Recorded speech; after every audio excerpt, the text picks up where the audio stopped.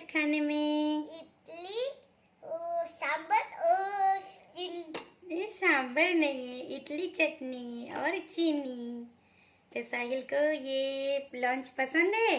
Yes. Idli chutney. अरे वाह, कैसा लगता है दोस्तों को बता दो।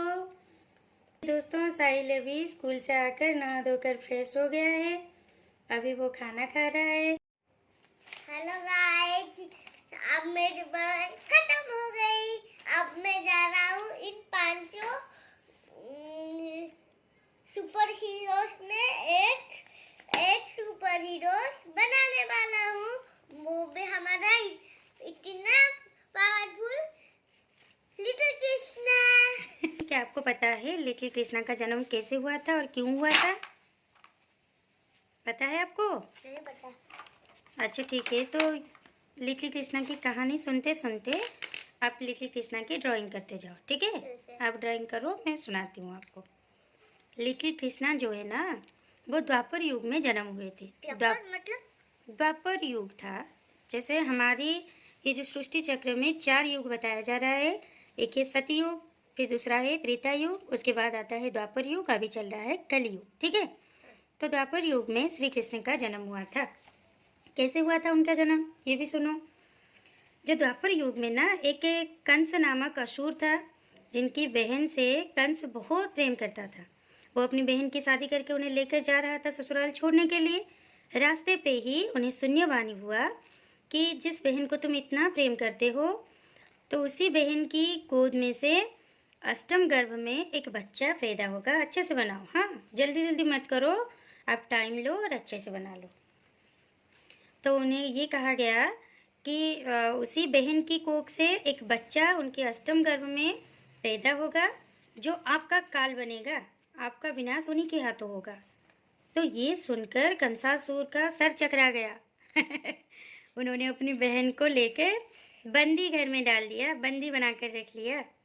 और बंदी बनाकर रख के उन्होंने क्या किया, उनकी जितने भी बच्चा पैदा हो रहे थे, उन सभी बच्चों को, उन मासूमों को लेकर ना शिला में पटक पटक कर मार देता था कंसासुर। इतना निर्दयी था। उन्हें कष्ट नहीं हो रहा था? उन्हें कैसे कष्ट होगा, वो तो असुर है ना। दूसरों को नहीं, वो जो बच्चे थे, बच्चों को बहुत ज़्यादा कष्ट होता था, वो रो रहे थे। और उनकी मम्मी पापा जो थे ना, देवकी वसुदेव, वो भी रो रहे थे, माता पिता उनके रो रहे थे। लेकिन कंसासुर को किसी की भी रोना चीखना सुनाई नहीं देता था, वो तो सबको मार देता था। ऐसे करते करते अष्टम गर्भ में सचमुच एक लड़का पैदा हो गया, जो कि हमारे लिटिल हीरो लिटिल कृष्णा थे। लेकिन पता है आपको उस दिन क्या हुआ? उस दिन तो एक चमत्कार हो गया कि वहाँ बंदी गृह में उनको जो पहरा देने वाले सभी सैनिक है ना, वो बेहोश हो गए। और वहाँ विष्णु और योग माया जी दोनों दर्शन दिए देवकी और वसुदेव को।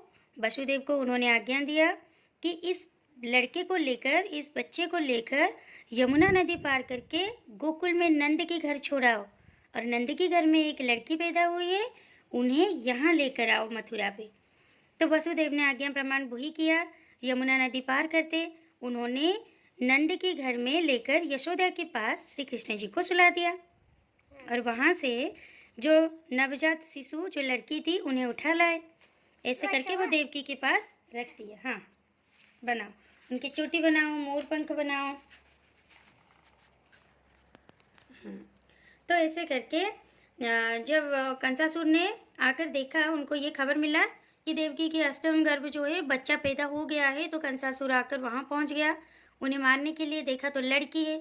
एक बार के लिए तो कुछ पल के लिए उन्होंने सोचा कि इसको मैं छोड़ देता हूँ, ये तो लड़की है, क्या मुझे मारेगा। फिर उन्होंने सोचा नहीं नहीं, विष्णु है ये तो बहुत बड़ा छलिया है, छल से मार देगा। एक बार मोहिनी रूप भी ले लिया था उन्होंने।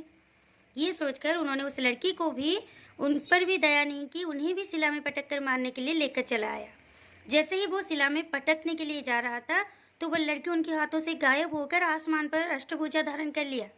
और उन्हें ये साफ कहकर चली गई कि तुम्हारे जो काल है ना, वो गोकुल में पैदा हो चुका है, तुम्हारा विनाश तो निश्चिंत है कंसासुर।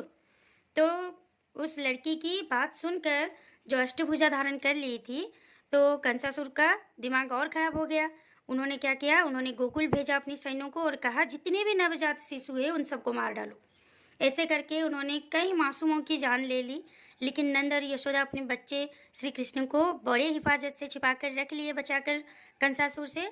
और एक दिन ऐसा हुआ कि जब जैसे उनको पता चलता है कंसासुर को कि नंद के घर में जो बच्चा पैदा हुआ है वही उनका काल है, तो वो उन्हें मारने के लिए पूतना को भेजती है, उन्हें दूध के सहारे विष पान कराने के लिए। लेकिन श्री कृष्ण जी पूतना की वध कर देते हैं।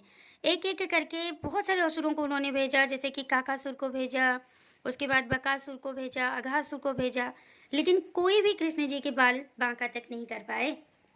तो ऐसे करके क्या होता है कि जो कृष्ण जी है वो बच जाते हैं, धीरे धीरे बड़े हो जाते हैं। और एक दिन तो मथुरा निमंत्रित करके कृष्ण जी को कंस लाता है, वो भी योजनाबद्ध, मतलब वो एक प्रपंच किया था कि ताकि उन्हें यहाँ मथुरा लाया जाए। बहुत बड़े बड़े हाथियों का मल्ल युद्ध का उन्होंने प्रतियोगिता रखा, तो इन्हीं मल्ल युद्ध में श्री कृष्ण को मारा जाए। लेकिन ऐसा नहीं हुआ। श्री कृष्ण ने किसका वध कर दिया? एक मुष्टि प्रहार करके कंसासुर का वध कर दिया। ऐसे ही होता है श्री कृष्ण और कंसासुर का जो कहानी, ऐसे करके उन्होंने जो कंसासुर का वध कर दिया। तो ये हो गया श्री कृष्ण जी की कहानी। क्या आपका ड्राइंग खत्म हो गया है? अभी तक चल रहा है? मुरली। अच्छा, तो दिखा दो दोस्तों को कैसे बनाया तुमने श्री कृष्ण की ड्राइंग। उसको कलर करके दिखाना।